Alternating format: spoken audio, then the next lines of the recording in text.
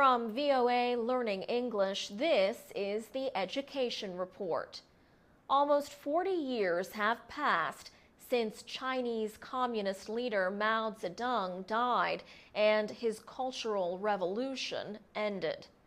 Changes in Chinese life caused widespread suffering during the Cultural Revolution. In recent times, some aging teachers and student leaders who lived through this period in Chinese history have been telling their stories. One of the first such stories published in China told of an apology from a student to a teacher. The apology gained attention in the West since appearing in China in 2010. The teacher was Chun Bi, now 90 years old and retired.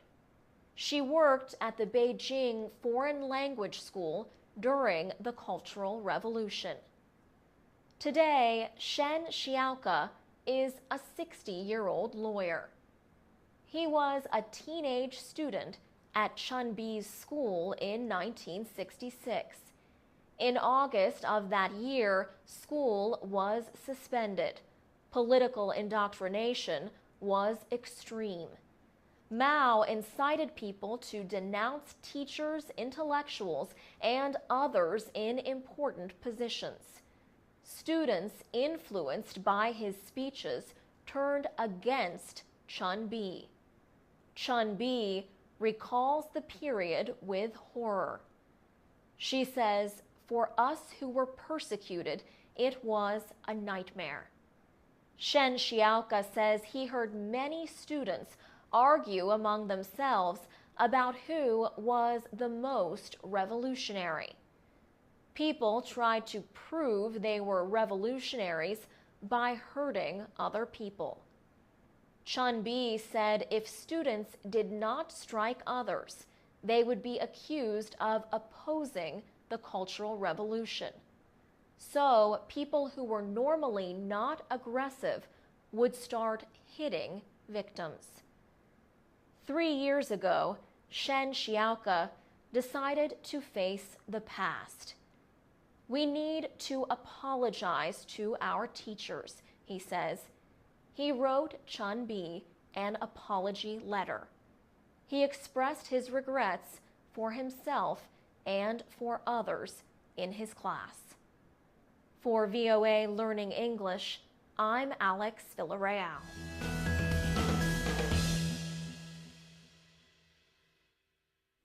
I'm Carolyn Presutti with the VOA Special English Education Report. The International Primary Curriculum is an idea that began in Britain 8 years ago. Today, this curriculum is taught in more than 1,000 primary schools in 58 countries, including the United States. Educator Martin Skelton co-wrote the International Primary Curriculum, or IPC. He says for children to learn and succeed, they need a program that permits them to learn individually. He says the idea with the curriculum is to help today's children become good citizens of the world and 21st century leaders. He says most of world problems are going to be solved internationally. No single country is going to solve the environment or terrorism. Mr. Skelton says the curriculum has activities built around the development of international mindedness, starting from the age of 5. The British American School of Los Angeles is one of a few American private schools that teach the International Primary Curriculum. Second grade teacher Allison Kerr says the main goal is to engage children in the learning process. This term, for example, Her class is learning about people important in history. She says the children dressed like famous people. They had to research and bring 10 written clues, and the rest of the class had to guess who the people were. The British school in Boston held a fair for students, and parents called around the world in a day. Emma Northey, head of primary learning at the school, says 51 nationalities were represented. She described one activity designed to teach about similarities among different cultures. She says the children were each given a passport. They knew that they were going around the world in a day. We said to them, "You have to come back with 2 similarities that you had seen between the different cultures." Even the 3-year-olds came back to me saying, "Gosh, you know everybody writes. Some people write going down. Some people write from left to right. Some from right to left." Another educator, Kate Foy of the British School in Washington, says the teacher's role is to enable students to discover for themselves. For VOA Special English, I'm Carolyn Persutti. Tell us if you have experience with the International Primary Curriculum and what you think of it. Share your comments at voaspecialenglish.com or on Facebook and Twitter at VOA Learning English.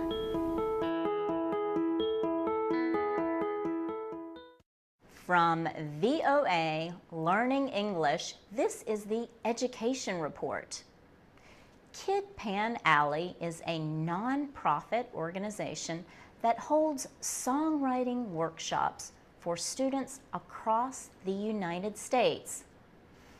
The organization recently visited a school in the Anacostia area of Washington. The children presented a concert with the help of songwriter and recording artist Paul Reisler. He established Kid Pan Alley in 1999. Since then, he has worked with more than 35,000 students and produced more than 2,200 songs. He says the power of music can teach children skills they might not learn in school. He believes the American educational system is focused too much on standardized tests designed to measure knowledge. But Paul Reisler says we now live in a creative economy. He says his group is trying to inspire children to be creative. At Orr Elementary School in Anacostia, 95% of students come from poor families. Marlon Ray is the school's dean of students. He says some of the children have difficult lives, but he says these kids still want to strive for greatness. Jonna Turner is director of programs at the school. She says the 4th and 5th grade students are often focused on more than school. Some have to help their families or live in homeless shelters. A shooting took place in April directly in front of the school. No one was injured, but the incident affected the whole community. Students are often influenced by what happens around them. Still, Orr Elementary School has a positive, hopeful atmosphere. Marlon Ray says the workshop and concert made possible by Kid Pan Alley created good memories that will last for years. For VOA Learning English, I'm Laurel Bowman.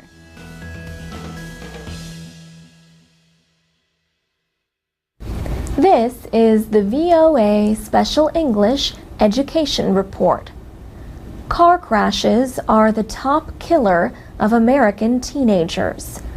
Most of the crashes result from distracted driving, not paying attention to the road.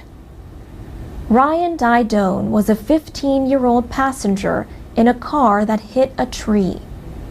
He was one of the nation's more than 30,000 victims of traffic crashes in 2008.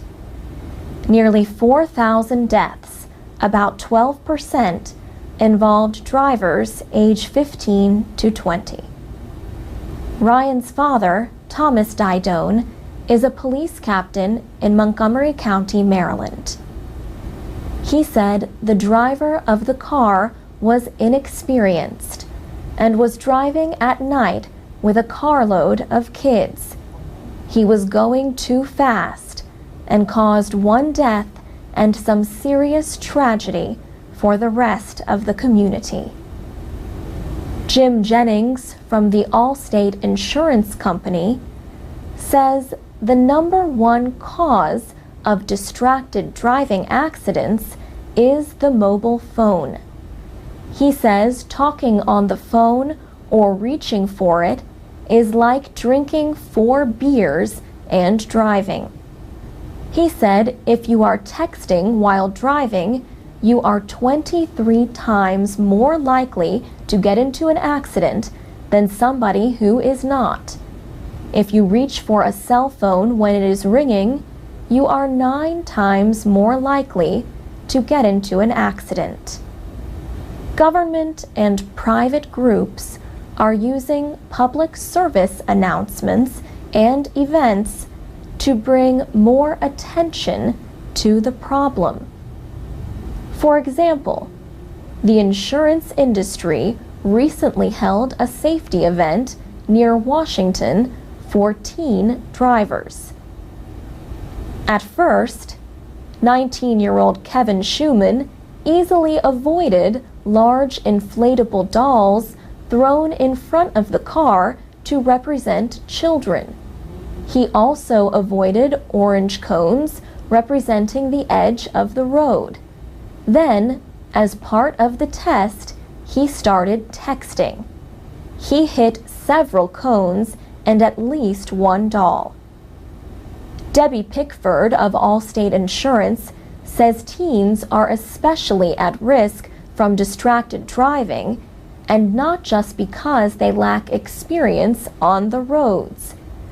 She said teens do not really have fully developed brains until they are 25 years old. New legislation in Congress proposes to require all states to have a graduated driver licensing system. Graduated means teenagers start with restrictions on night driving and numbers of passengers. They could not get a full driver's license until age 18. Thomas Didone shares the story of his son's death to help educate teens and their families about distracted driving. And that's the VOA Special English Education Report. You can watch a video of this report at voaspecialenglish.com. This is the VOA Special English Education Report. Some people think of politics as a game, but an online game lets people think of themselves doing one of the hardest jobs in American politics, cutting the federal budget. The game is called Budget Hero. Students in Los Angeles and other cities have been playing it. Budget Hero lets them decide how they want to spend federal tax dollars. The game uses information from the Congressional Budget Office. It shows what effects each cost-cutting proposal would have. High school student Dory Bennett says she thinks spending cuts are needed to keep the economy growing and keep the American dream alive. I want to grow up, go to college, get a good job, have kids maybe, a dog, and a house. The students consider the same issues facing lawmakers in Washington. The game was developed in 2008. In the newest version, students make decisions about what spending is important to them. Do they want to reduce taxes? Spend more on environmental protection? What about defense spending? Making these decisions helps clarify their goals. Jane Harmon is a former Democratic representative from California. She served in Congress for almost 20 years. She now heads the Woodrow Wilson Center for International Scholars, which helped create Budget Hero. Ms. Harmon says the students are having more success than Congress at cutting the budget. More than 1 million people have played it so far, she says, and she thinks they have learned at least 2 things. 1, how hard it is, but 2, that it can be done if there's a will to do it. Student Jeffrey Burke agrees. The hardest thing for us to figure out was the little cuts, like the gas money and stuff, increasing taxes on gas, because we felt it would have effects everywhere, from the truck drivers shipping our stuff across the country, or when you order from Amazon or whatever, to your drive when you're going to work. I think we need to look at the little things and realize that just because they're small money doesn't mean they're small effects. Joaquin Alvarado is with American Public Media, an organization that also helped create the game. He says many of the players will literally, in the comments, ask that Congress play this game to just get a little rational around the questions that have to be answered. For VOA Special English, I'm Alex Villarreal. You can find a video of students playing Budget Hero at voaspecialenglish.com. This is the VOA Special English Education Report. Web browsers first appeared on computers in the early 1990s. Since then, the Internet has greatly changed the way people communicate.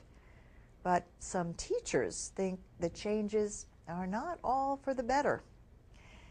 Eleanor Johnson is an English professor at Columbia University in New York City. Professor Johnson says she thinks text messaging has made students believe that it is acceptable to make bad spelling and grammatical errors. She says her students have increasingly used less formal English in their writing. She says words and phrases like guy and you know now appear in research papers.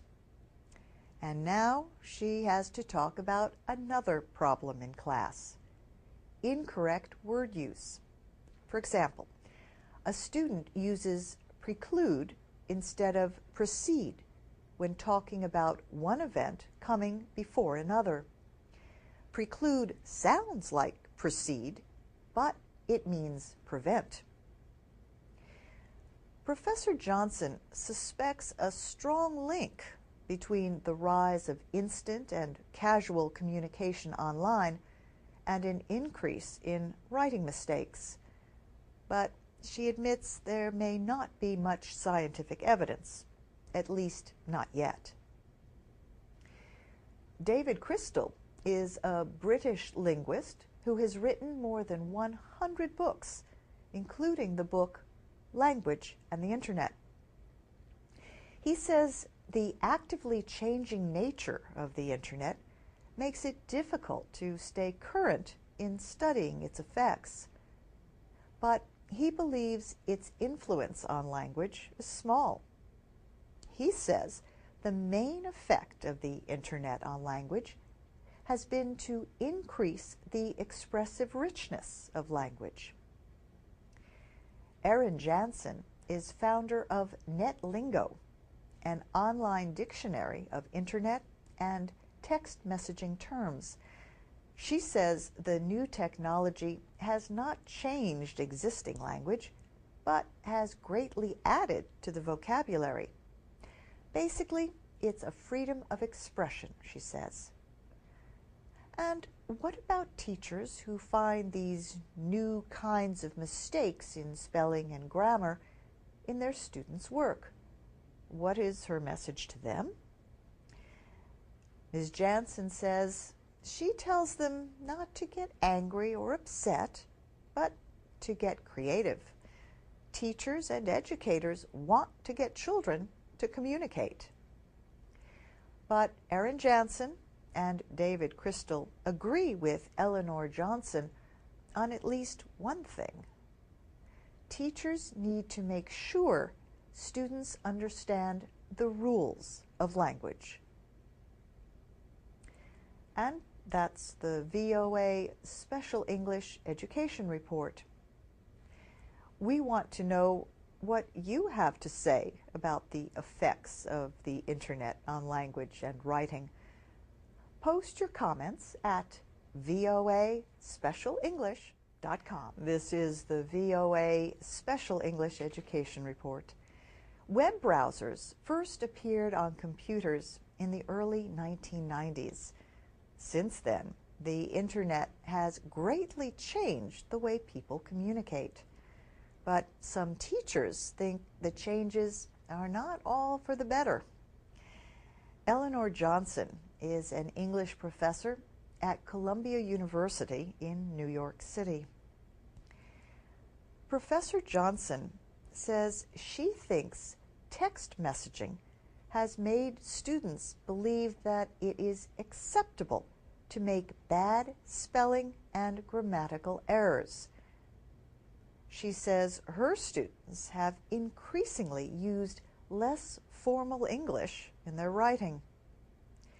She says words and phrases like guy and you know now appear in research papers.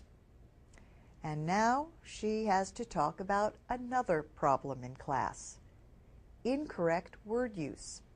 For example, a student uses preclude instead of proceed when talking about one event coming before another. Preclude sounds like proceed, but it means prevent. Professor Johnson suspects a strong link between the rise of instant and casual communication online and an increase in writing mistakes. But she admits there may not be much scientific evidence, at least not yet. David Crystal is a British linguist who has written more than 100 books, including the book Language and the Internet. He says the actively changing nature of the Internet makes it difficult to stay current in studying its effects. But he believes its influence on language is small. He says the main effect of the Internet on language has been to increase the expressive richness of language. Erin Jansen is founder of NetLingo, an online dictionary of Internet and text messaging terms. She says the new technology has not changed existing language, but has greatly added to the vocabulary. Basically, it's a freedom of expression, she says. And what about teachers who find these new kinds of mistakes in spelling and grammar in their students' work? What is her message to them? Ms. Jansen says she tells them not to get angry or upset, but to get creative. Teachers and educators want to get children to communicate. But Erin Jansen and David Crystal agree with Eleanor Johnson on at least one thing. Teachers need to make sure students understand the rules of language. And that's the VOA Special English Education Report. We want to know what you have to say about the effects of the Internet on language and writing. Post your comments at VOA Special English. This is the VOA Special English Education Report. Most schools in the United States receive money from federal programs. That means most schools must obey a federal law known as Title IX. It bars discrimination on the basis of sex at any educational institution that receives federal money. An exception is made for admissions at private undergraduate schools. For others, Title IX covers any education program or activity receiving federal financial assistance. The full name is Title IX of the Education Amendments of 1972. A lot of Americans may be surprised to know that it was written without saying anything directly about sports. Yet that is where its effects are best known, especially at the high school level. After Title IX became law, the number of girls who joined high school sports teams sharply increased. Research has linked participation in sports to positive effects, like better self-image, fewer teen pregnancies, and higher grades. But are these a direct result? Two recent studies suggest that the answer is yes. They offer long-term evidence that it can lead to improvements in education, work, and health. Betsy Stevenson is a business and public policy researcher at the Wharton School of the University of Pennsylvania. She compared states, looking at differences in high school sports participation and in women's education and work. For each 10 percentage point increase in sports participation, she found a 1-point increase in female college attendance. She also linked it to a 1 to 2-point increase in the number of women in the labor force. The other study looked at physical health. Robert Kessner is an economics professor at the University of Illinois at Chicago. He compared obesity rates and physical activity levels of women who had been in high school before and after Title IX took effect. He found that those who came after Title IX had a 7% lower risk of obesity 20 to 25 years later. Nicole Lavoie is Associate Director of the Tucker Center for Research on Girls and Women in Sport at the University of Minnesota. She says the new studies are important because they show trends over time. Still, she says, far more boys than girls joined sports teams nearly 40 years after Title IX gave girls a chance to level the playing field. And that's the VOA Special English Education Report.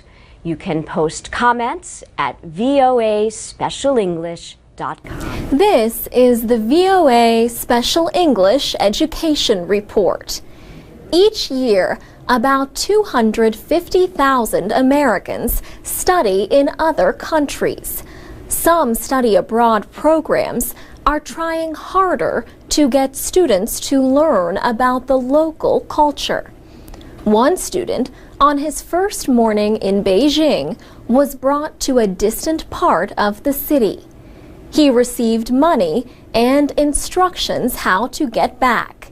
It took some time, but he succeeded. Professor William Finley says challenges like this help students experience another culture. He heads the sociology department at the University of Georgia in the United States.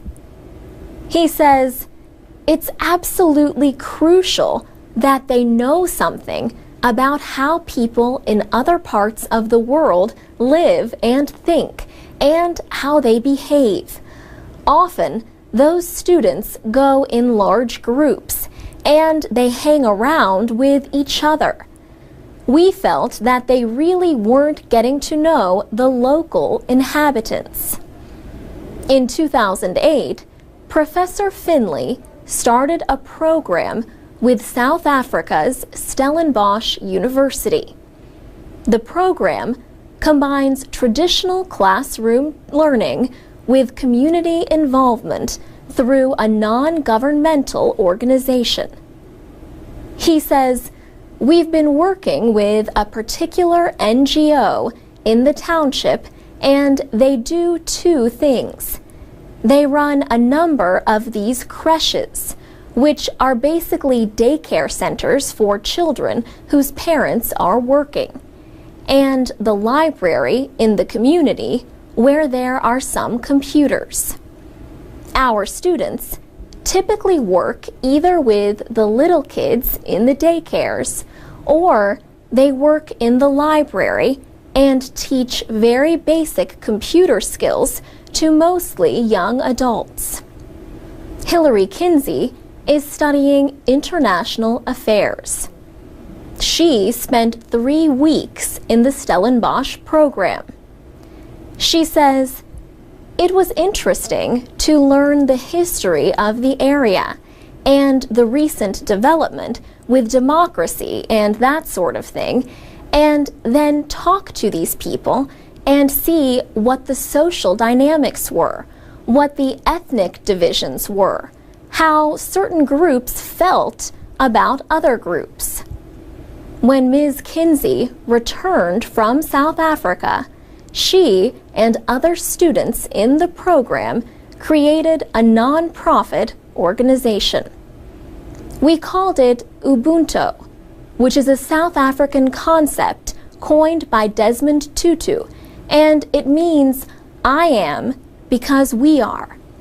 The idea is kind of based around relationships within society and what generates prosperity for the whole. And so we kind of took that notion and translated it into a larger international community. She says the goal is to help improve education and development in South Africa. For VOA Special English, I'm Alex Villarreal.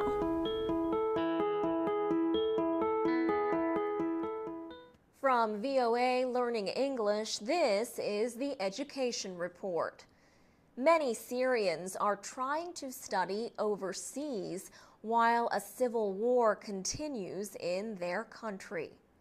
Thousands of Syrian university students sought help when they learned there was money to help them continue their education. Leen Al-Zabak is with Jusur, an organization for Syrians living overseas. Jusur joined with the American-based Institute of International Education to create the Syria Consortium for Higher Education in crisis. More than 40 universities in the United States and Europe agreed to provide emergency aid to Syrian students and professors. Each university decides which students to accept. Universities in the consortium are supporting 70 students right now. One member of the consortium is American University in Washington.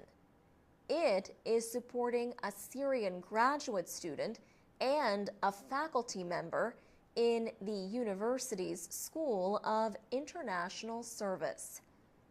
Daniela Kayast is the vice president of the Institute of International Education. She expects there will be aid opportunities for 600 Syrian students during the next few months. She notes that a former president of Portugal, Jorge Sampaio, launched a scholarship program called the Global Platform for Syrian Students. He created the program because of Portugal's history of educating Jewish refugee children during World War II. The Institute of International Education also has a scholar rescue fund for university professors and researchers in any country in crisis. This year, the fund found places for 30 Syrian scholars in 5 countries. All of the scholarship programs may be found online at iie.org. For VOA Learning English, I'm Alex Villarreal.